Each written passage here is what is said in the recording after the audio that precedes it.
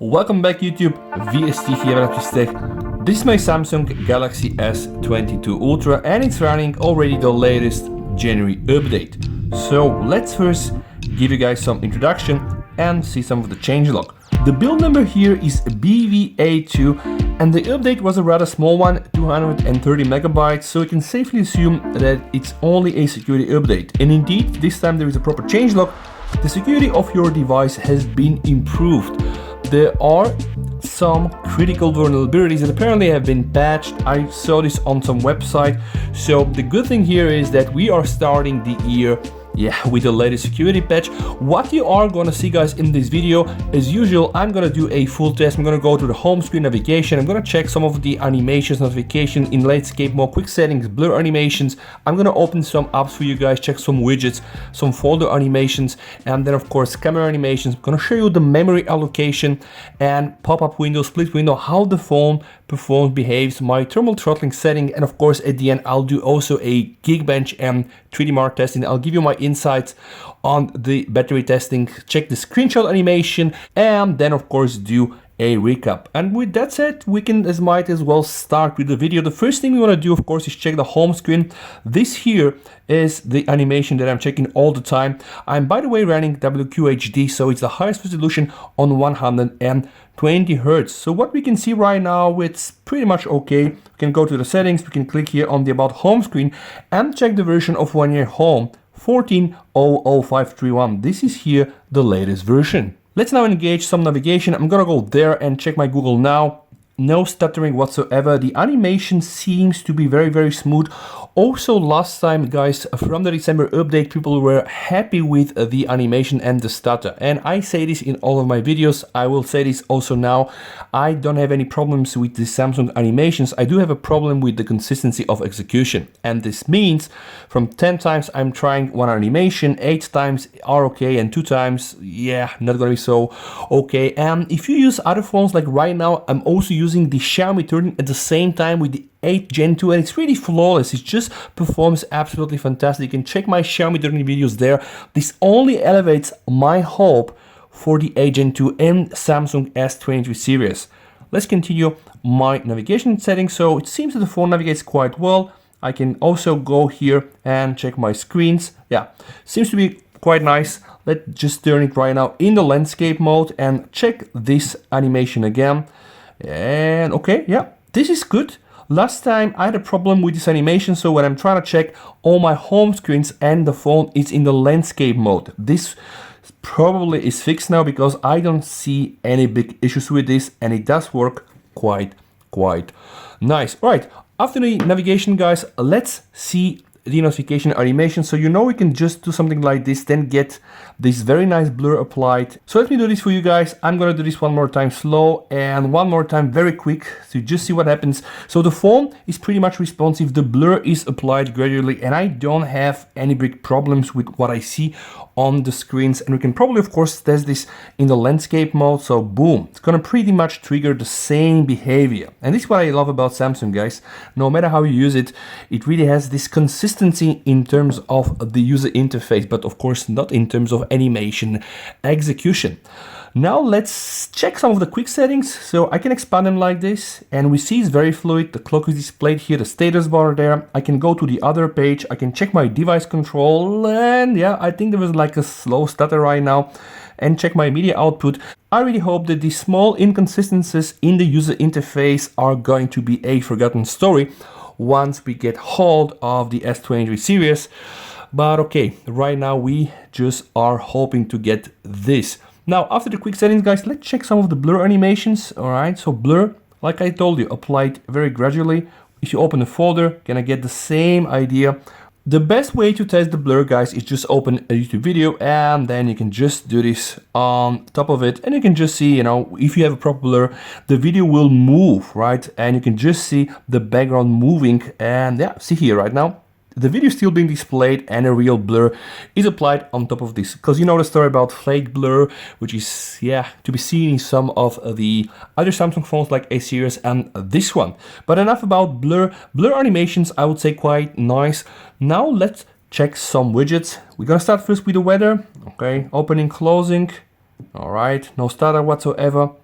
very flawlessly executed, guys. And what I do also like, and I keep saying this, pay attention to what happens here. I open the widget, boom, and we have also this zoom in effect on the wallpaper, which is to be also seen in iOS, Apple iPhone devices. Here some widgets, see, stuck widgets very properly, no problem at all. And a fun tip from myself, guys, if you have stuck widgets, click edit stuck and make sure to click on the auto rotate widgets, because this will get you the most relevant information all the time. There are plenty of tips and tricks if you use the One UI 5. So yeah, that's one of the biggest power in Samsung. And now, guys, recent menu. So I'm just gonna do once to get back on my home screen and one more time and hold it to get my recent menu.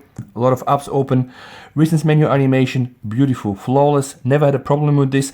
Something that I do believe changed from December version, or at least I don't recall seeing this. You know about Android 13, One UI 5 of course implemented. I think that they added the circular design, and I don't remember this was the case with the December update. So let me know, guys, if you also have these background activities like this just here with this nice circular icon. Then boom, I'm gonna stop it. They're all gone, and now we can enjoy the recent menu. I can click here, okay, to trigger the search menu. So search menu, click here, not a problem at all. You know about the settings. You can go inside the settings. You can try to customize a lot of the things. And now with that said, back on my home screen, boom, the app drawer, guys. Oh, let's check the animation. Flawless animation, right? When I do this transition, guys, you can also see blur applied, right? The wallpaper stays stable, so no zoom in, zoom out like this. One more time, just to remind you, here, check, boom, zoom in effect on the wallpaper, going back to my home screen, going inside my app drawer, static wallpaper remains, but the blur is applied, and I can of course also initiate the search. So these things lacked, right? There were some versions that were not so good on the firmware. Right now, I would say it's more or less a bit more stable. Now let's continue with the next test, which is gonna be the wallpaper and styles. So I'm going to choose the wallpaper and styles. And just for the sake of the test, I'm going to apply a color palette to just see what is going to happen and how long it's going to take. All right, now see, color palette applied. And now, guys, I'm going to do the same also on the icons just to see how quick it's going to be. Apply palette to the app icons. I'm going to press apply. I'm going to go back on my home screen, and I know this takes some time. I can tell you on the 8 Gen 2, this is really flawless. Every time, guys, with these updates, every time we see more and more theme applications. I know that right now even the regular tweeter, not the better one that I'm using, is also themed. So if you want to get your icons themed and spice up your life a bit, yeah, you can play with the color palette. Also one of the main features from Android 13, more colors, more customization options. All right, let me get back on my home screen. Let's now test some of the folder animations. Okay, pay attention, guys. Okay. Somehow the Samsung animations are a bit more slower compared to people's days. I honestly am okay with them, but the recent days I've been using the Xiaomi 13 and it might be a bit slower, specifically if you're using Pixel devices and then you start using stock One UI, you will kind of feel a bit this slowness, but you can always go back to developer settings and adjust this, right? So what I wish really for Samsung to push probably in One UI 6 is to allow the people to kind of change the speed of the animation without the need to go to the developer's option and play with the animator scale, with the duration scale, and with the transition scale. But to stay on the subject, see here, guys, folder animation, absolutely flawless. And now with that said, guys, I'm gonna go close all of my applications, right? And then start with the first one. I'm gonna open right now Twitter, and let's just check the Twitter scrolling in the January versions. All right, make sure it's all updated. Okay, it's still not flawless, still not perfect, but yeah, it's way better than what it used to be. So here are all my mentions. Okay, so this is really how Twitter behaves. Now, guys, let's open Chrome, and I have a surprise here for you. I never close anything. I have 62 tabs, all right? And I know that's crazy, like a normal person will not keep 62 tabs. Okay, I had them for my test purposes, and let's just try to type something there. Always go to CNN.com, never visit this site, but it's so busy, and I think it's very ideal for my test. Render the site, okay, it's there. Yep, this was a bit slowed down, but the navigation, it's quite perfect. Not a problem at all, I think, with Chrome on the latest January firmware. Now back to one of my favorite apps, it's Telegram. Telegram, never had an issue with Telegram. Scrolling, very nice, very nice. You can just keep doing this. It all feels very flawless, guys. You can go here, change it also to the dark mode. Yeah, this is how it looks like.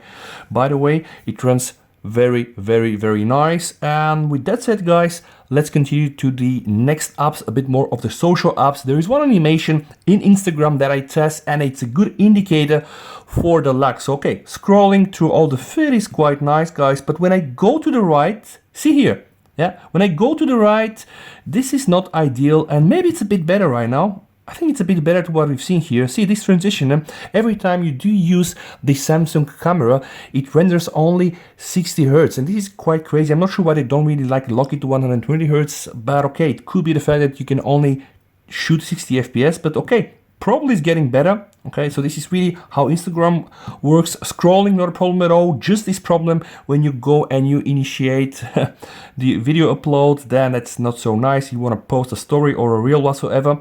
Snapchat pretty much behaves the same way, so we can just go and check some things, and sometimes they'll be okay. But then, guys, when you initiate the camera, okay, see, this is really interesting. And by the way, you know, it's a live feed, so I do understand it's a rather complex animation, but I would like this to be a bit more smoother. Else, in terms of scrolling through all the spotlights, it's quite okay. And now, of course, yeah, let's try to do the same with TikTok. Excuse me, apologize for the cringe, but I just want to test this. Scrolling in TikTok is not a problem at all. What happens if we initiate the camera? Okay, flip the camera, not so bad. Let's just try to do this one more time. So scrolling, plus, all right, press the plus. I'm initiating the camera. Yeah, it is, I would say, it is bearable, okay? It's not so like good, but honestly it's quite okay. And now let's check the Facebook. So opening Facebook, scrolling through Facebook, yeah, just waiting for the first time to be loaded. Not a problem at all, by the way. Scrolling, quite nice. Let's check the same also on the Messenger. Going inside, boom, yep. Once the data is loaded, guys, there is these first hiccups. Just refresh the app, but then, yeah, it seems quite okay. And speaking about app refresh, let me go back to my recent menu and show you something. Yeah, that is very nice. You can only get this when you're using the home app. It's one of the home app settings. Okay, so I'm just giving you this as a hint. And now, guys, my favorite. Let's check the camera animations. Opening the camera, switching to the front line so that you can just see it's active. All right, and now let's open the camera, close it, open, close it. Okay, open, close it, open, yeah, close it. You know, it took a while, but Samsung eventually fixed all of this. It was very bad in some of the first releases of the firmware of the S21 Ultra. With the S22 Ultra, I don't recall having a lot of problems, but right now it still works quite nicely. There are these stutters sometimes. Yeah, it's a Samsung phone, right? We are yet to see a stutterless One UI 5 interface on a Samsung phone, but I really hope this is gonna come. And now, guys, let's speak about the memory allocation. So one of the options to check the memory allocation is straight from the developer settings. So the average memory use is almost 6 gigabytes. My performance is normal, and I can go back and check this for 1 day ago. So it's pretty much about the same. You can click also on memory usage and get more details. And yeah, sadly, we just understand that the Android OS is taking the most of my memory in average, and of course the Android system, but it is what it is. I mean, of course, that's the system, right? And guys, now with that said, let's go back to the test and let's just try to test the pop-up window, and then of course the split screens. Now, how does this work, guys? You want to put some applications into a pop-up, you go inside recent menu, right? You can hold it up and then you can just drag it somewhere.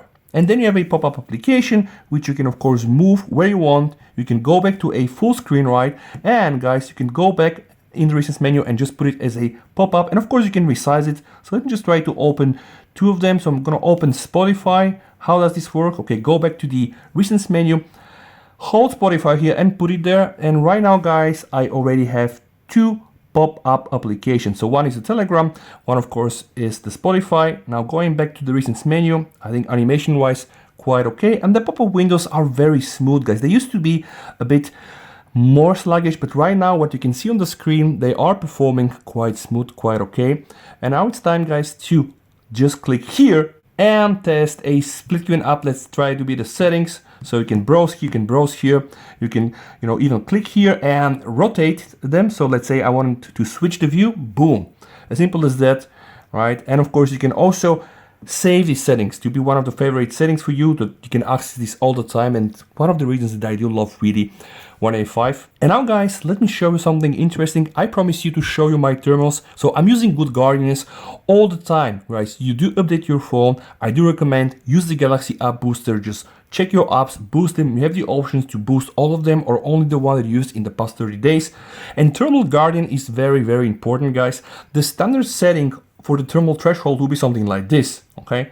But if you want to increase the heat tolerance of your phone, you can just push it up to the right, okay? And this is very important because it seems that when going to the right, your phone will be able to tolerate a bit more heat, meaning more performance. So the thermal threshold will be increased 2 Celsius from the default, okay? And guys, now I think is a very good point of time to just run a GeekBench, and after this, run a 3D Mark. Then I'm gonna test some more animations and show you the battery life, guys, and then do a recap. So now let's just see how much we're gonna get. So last time, guys, on December the 17th, I got 1018 on the single core score and 3240 on the multi-core. So guys, let me just now run the benchmark and let's see how much we are gonna get this time.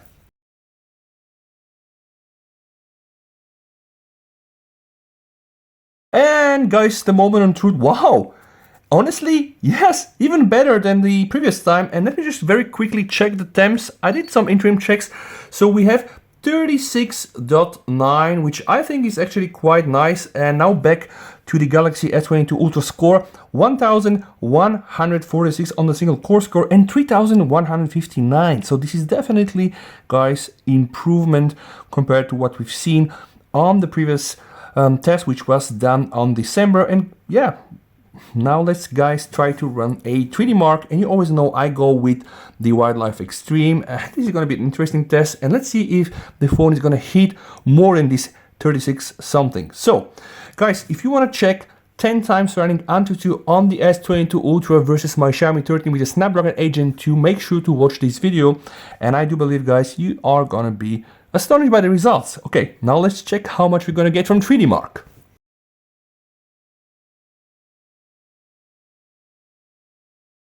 And we got the results of 1794, and it's about time to check also the temporary readings. Yeah, that's amazing, guys. 36.2, but you know what? I am not surprised. Again, check my video where I run 10 times the Antutu. And I do also have a video where I run the Wildlife Extreme stress test. This is just how Exynos works. All right, overall score, 1794. Yeah, 25% more than all the other guys. Okay, doesn't look so bad, guys. See, the battery dropped only 1%, temperature 36 to 37, and the frame rate is like this. And now, guys, let me just address the battery life. So usually the battery life, what can I tell you, guys? The combination of a very big screen like this with the WQHD and 120 Hz, yeah, you should expect that sometimes you might get 6 hours of SOT, right? Screen on time when you're using this at home and you're on Wi-Fi and it's in the night. But when you're outside, you can also might as well get like 4 hours. So it's a bit depressing. But my experience right now with the S22 Ultra is if I use it during the night on Wi-Fi, I might as well get more than 6 hours. But guys, when I use it outside, I barely can hit past or more than 4 hours and 30 minutes. So it is really what it is. And see here in the last 7 days, guys, okay? Last 7 days, this is here my screen on time. And although right now it doesn't say much because I'm mainly using the Xiaomi 13, yeah, you pretty much know how it is. And honestly, I don't expect physically the phone can do more, right? Specifically with this chip and etc. And one last thing, guys, I want to also check the screenshot animation. Oh, okay. Wow, that was quick. Open it. All right, from the gallery. Cool. One more time. Okay, yeah, not a problem at all. And guys, I do believe that's it. I really hope that you enjoy videos like this, guys. Let me know if you want me to check something very specifically in terms of settings, features, whatsoever. Stay safe, you and your families, guys, until we see each other with one of my next videos. And with that said, VST over and bye.